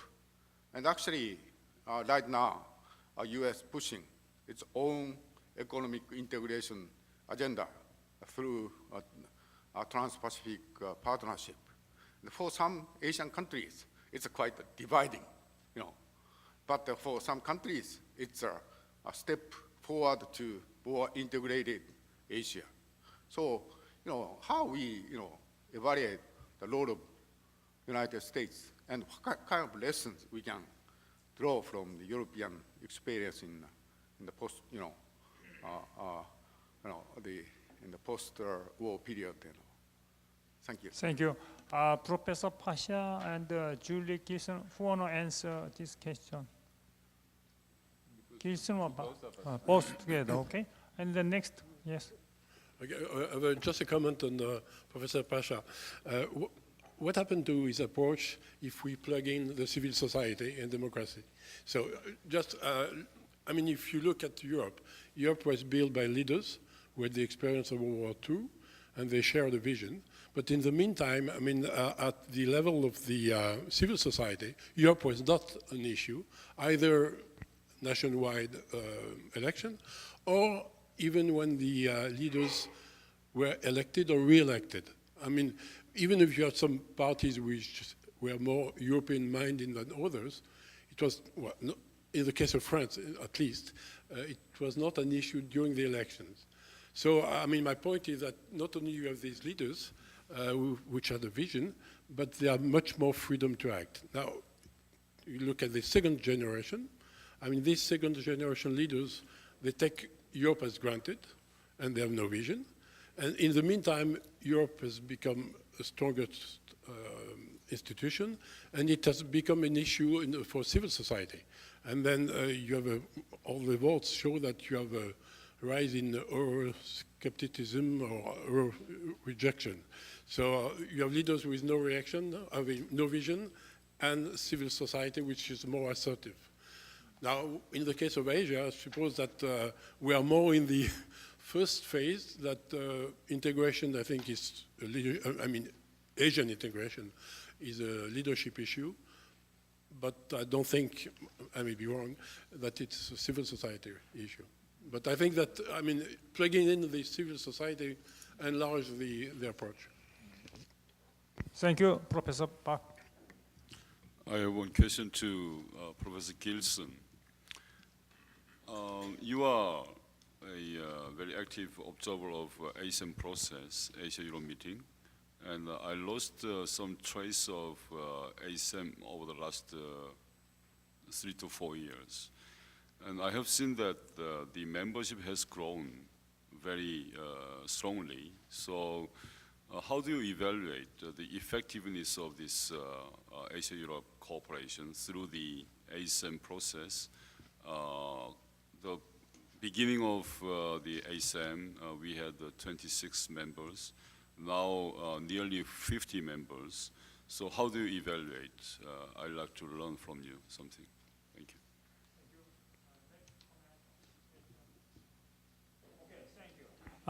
Let me invite first Professor Choi Jin-woo, and the next Professor Verona Pasha, and finally Julie Gilson. Thank you. Okay, to be honest, I'm not sure if I understood all comments and questions from the discussions because of the sound system here and my the language skill in listening. Okay, from Dr. Kim Hong-jung, I think the first comment was something like the FTA, although it's launched, is not going to be enough for community building, as a community building measure. Yes, I do agree with that, and as we know, the economist Bella Balassa distinguished many stages of regional integration, and the FTA is the first step. But I would like to quote a Korean old words that says, "Take a first step, then you are already halfway through." 시작이 반이다. So I think the FTA, trilateral FTA talk, the launch of FTA negotiation among the three countries is a very important and a huge step forward toward an institutionalization of the three-way cooperation. So in that sense, I would like to give it some credit. And I don't think I understood the second question, so I'll skip it. And you also mentioned the regional identity problem. Identity issue is also very controversial in European integration context, I guess.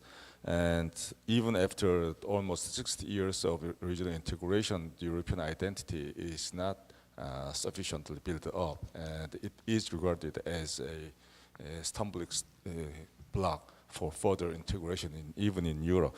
And I don't think we can expect regional identity in East Asia emerge, in a short period of time. And I'm not sure if the regional identity building is a necessary condition for the regional integration, because even in Europe and even in other areas, and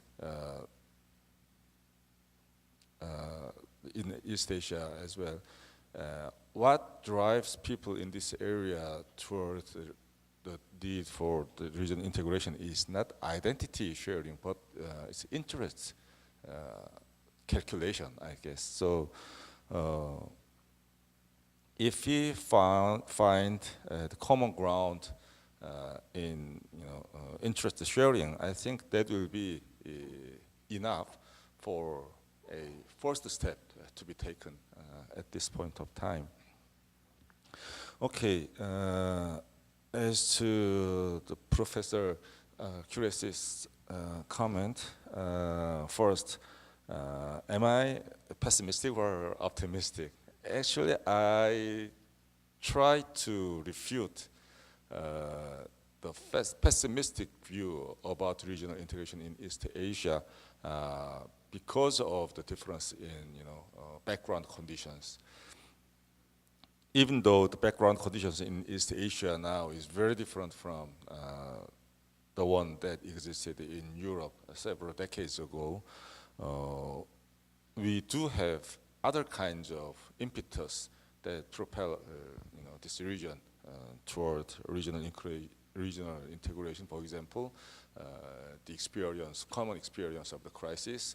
And I think the sort of crisis feeling is working again these days because of the global economic crisis these days. Although the East Asian countries are not directly hit by the current global financial crisis, the Korean and Chinese economy are, the shock or the impact of the crisis is felt by the Chinese and Korean economy these days, as we can see in the decrease of the export and things like that. So the crisis feeling, and another thing that I tried to mention in my paper is that the clash among the three countries on the issues that trigger nationalist antagonisms among the three countries, like a territorial dispute that has recently broke out between China and Japan and Korea as well, and ongoing the history textbook issues between Japan and Korea, and between China and Japan. Sometimes these conflicts flare up into violent demonstration, and the destruction of stores and severing of trade relationships, things like that. But interestingly enough, I would say,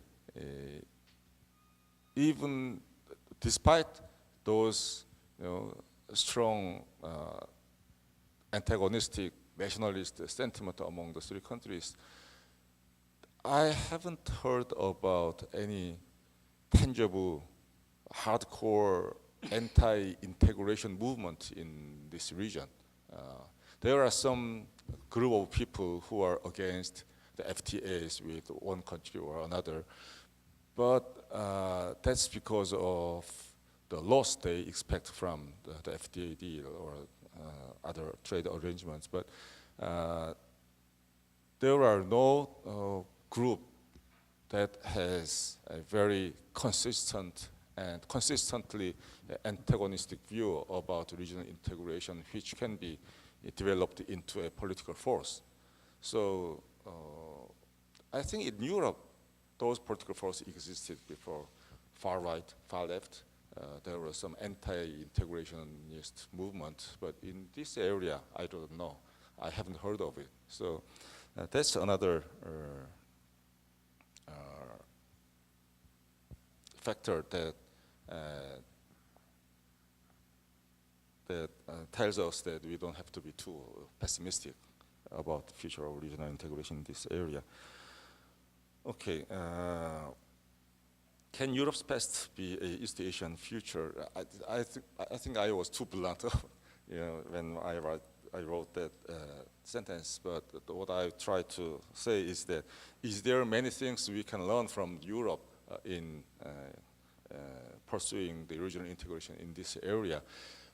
My answer is maybe not much, but still, the goal of regional integration can be learned by East Asian countries, because that was a very fruitful and effective way of coping with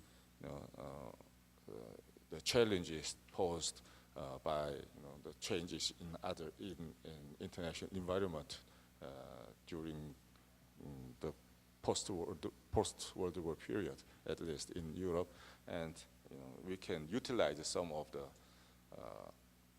energy. Not in the European experience in detail, but the spirit can be learned in East Asia. Okay, that's all. Thank you very much for the comments and questions. Maybe I start with the role of the WTO. I think you would be right if we said that we are talking about regional integration only in terms of an FTA and its trade implications. But my position would be that actually when we talk about beginning or nascent regional integration here, we should also discuss other possibilities. For instance, in the trilateral context, which will also be discussed afterwards, I think energy cooperation, for instance, cooperations in terms of infrastructure, cooperation in terms of environment would also be possibly quite suitable issues. So we can discuss issues without referring to WTO, but of course, I would never argue that if you discuss trade properly, of course you have to take WTO into consideration. Talking about European experience, we have to note that 1957, with the establishment of the FTO, was not the first step, right? We had the Iron and Steel Community of '54, which of course had some trade aspects as well. But the most important thing about the Iron Steel Community was about kind of giving up sovereignty of the steel and coal mining facilities in Europe. So something that was not really related to trade. The role of the US, well, if we look at European integration process in recent years, I think there are two interesting episodes to notice. One is the role of the US in the enlargement process of the EU, which started in the 1990s, particularly to its eastern enlargement.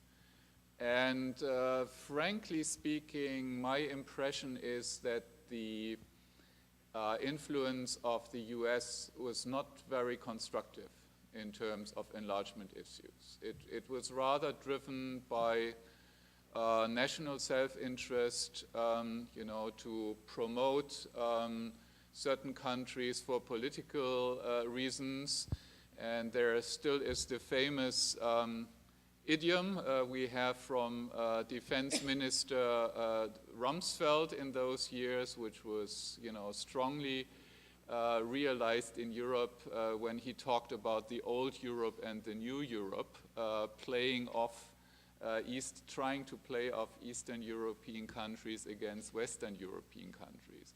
Also, the position of the US on including Turkey in the EU, I think, was more driven by national concerns of the US than thinking in terms of a proper network for the European partners. So this may be quite an interesting episode to watch closely for Asian countries who are considering or are actually in the process of developing regional integration schemes without the United States, how the US would react.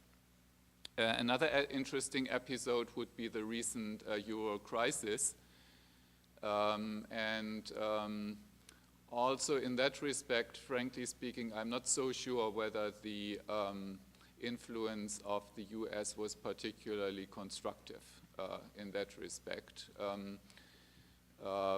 Seems to have been rather driven by the Treasury Department of the United States and Treasury also in terms of the personnel being employed there, very close to Wall Street interests. Finally, there was an important question I would like to cover on the German leadership position during the recent crisis. Now, I'm in a difficult situation because I'm certainly not a diplomatic representative. Although, of course, I have some personal feelings about this, and which I'm quite happy to share with you. First of all, yes, I noted Dr. Kim is quite critical of the German position. I share some of this criticism, but for different reasons. I think, for me, the critical episode was 2005, well before the crisis, when actually Germany, together with France, was a major proponent of weakening the Stability and Growth Pact, which was installed to ensure fiscal prudence among European countries. And giving that up, I think, and weakening the mechanism was a disaster, and it was a time bomb. And a few years later, we noticed the results. Interestingly enough, it was hardly noticed by the German or European public in those days. I mean, experts, I think, were shocked what was going on. But if I remember correctly, the newspapers of those days, it didn't really play a major role. But that was the major policy mistake. Now, as for German government's performance during the crisis, I'm not so critical, and actually I just heard in the news that Financial Times has elected the German finance minister, Mr. Schäuble, as finance minister of the year, and I'm quite sympathetic of that, and I think in a way he deserved it. Let me relate to some arguments. One argument is Germany cannot ignore the problems of its neighbors. Yes, I understand that. This is a kind of ethical, moral argument that is also realized within Germany by the government and definitely also by the public.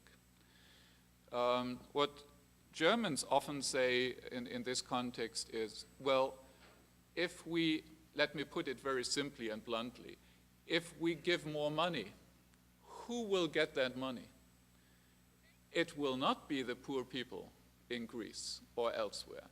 Actually, the money will be used to pay back loans to banks that have been followed a too risk-oriented policy on buying Greek government bonds before. So that's where the money will end up. Putting it even more bluntly, it will end up in French banks, Italian banks, and other banks. And would this really be an argument through which we can say, well, morally, from this point of view, we should give more aid into these kind of packages. Second argument that is frequently heard, well, Germany enjoyed the gains of integration. Yes, well, I'm not sure whether that makes a case that now you are under an obligation to pay, but you know, I think we should keep two things in mind. First, are these gains due to the real integration in terms of a common market, or are they due to the euro? And I mean, this is an academic debate, and personally, I have severe doubts that these gains were or are due to the euro. They are rather due to the real integration we have built up in euro over many decades. And in that context, I would like to remind you of the situation just some 10 years ago, where Germany was actually considered the sick man of Europe. Actually, we suffered from European monetary integration. We had severe problems. Unemployment shot up. Definitely not to the extent that we now face in Greece, but anyway, we had severe economic problems. And the mechanisms behind it were clearly related to, at least in my perspective, to European monetary integration.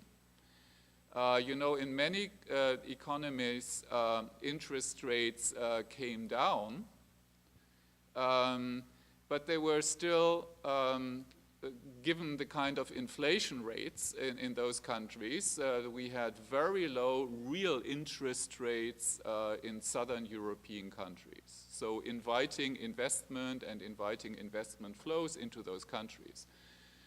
Germany always had a rather low inflation rate. So given the interest rate, not the nominal interest rate, not really coming down any further, Germany was left with a rather high real interest rate in comparison to the southern European countries. So it was much more difficult for companies to invest inside Germany because they had to pay this kind of higher or realize this kind of higher interest, real interest rate. So from that perspective, I think, yes, enjoyed the gains of real integration. And maybe a final aspect would be Germany as an advocate staying loyal to the European ideals. Yes, I think most people feel that way. But do we show advocacy by you know, creating moral hazard problems on the European level? Moral hazard problems in the sense that if you support a regime that is not working well with money, you create incentives to behave immorally in the future. So other countries will learn, okay, if we misbehave and if the noise created is loud enough, there will be someone to bail us out. So this cannot be the message. From this perspective, the message is to create rules, a rule-oriented regime in which this kind of moral hazard does not exist anymore. A very final point is, sorry, Mr. Chairman, I just remember that we had this very interesting question on democracy. First of all, I totally agree. The role of democracy, the role of civil society would be an important addition, which was not contained in my analysis. You know, I did not go below the level of the state as an actor.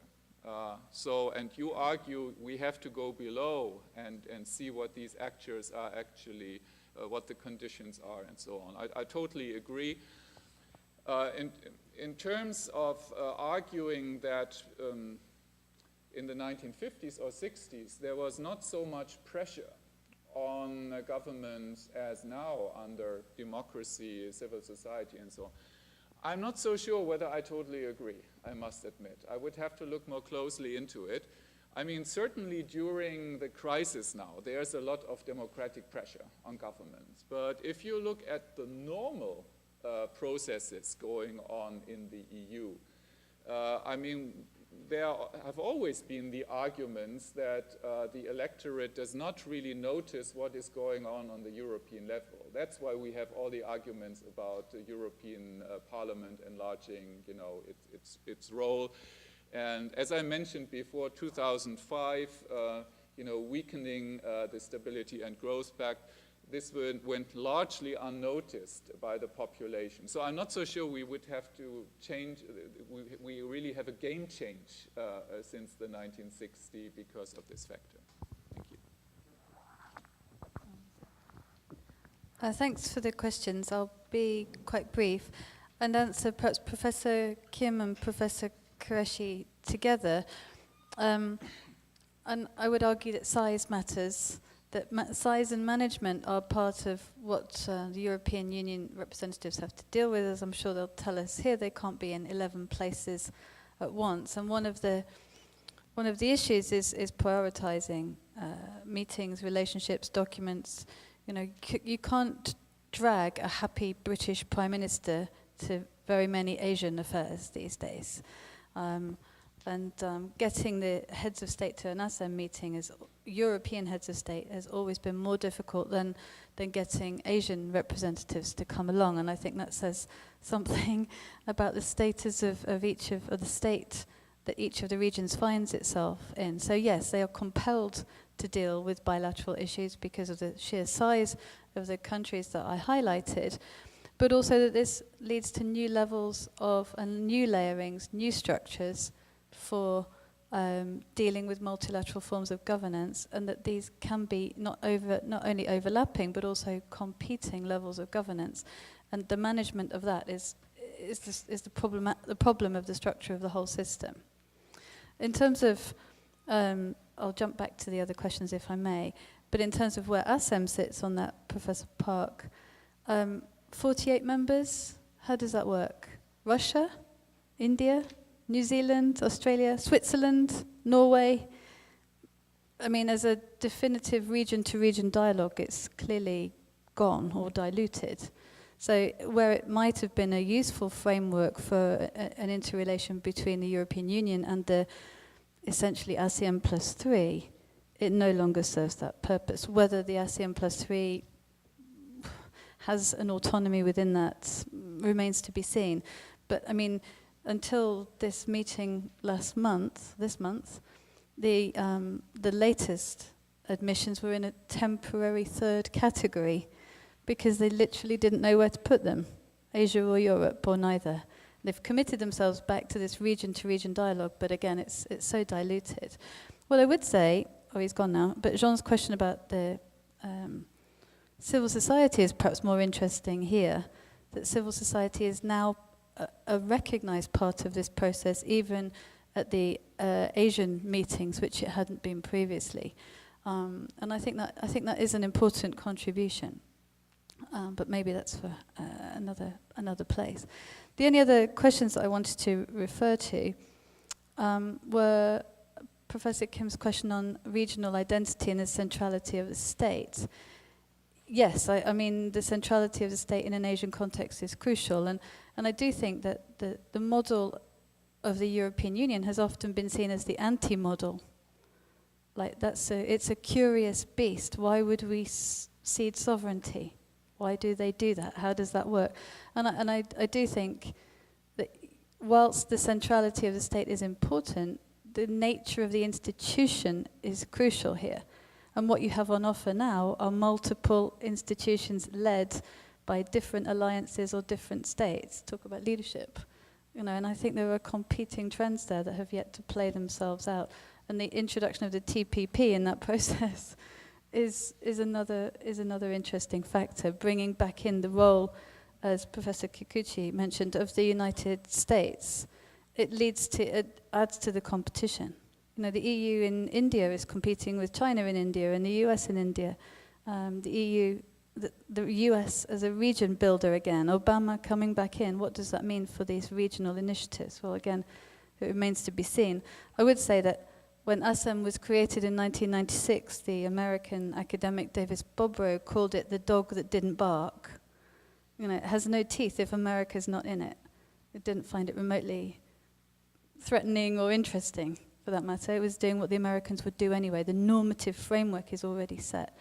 So yes, the US is a huge part of the whole process as far as I'm concerned. And then finally, I think Professor Qureshi's point about Asia through an Asian lens, looking at intra-Asian dynamics per se, instead of constantly looking for this, to what extent does it follow or not follow European model, I think is fundamentally important. At the same time, I think you'll find that Asian leaders, diplomats, bureaucrats are looking to that model. So we have to address it as the way in which the model is being adopted, referred to. It does have a normative status, partly because Asia is so difficult to define and quantify itself. So whether we become an Asia that is categorically not European, nevertheless a reference, the European Union is ultimately an important reference point. And I think that's where its status should be. Thank you very much. Thank you,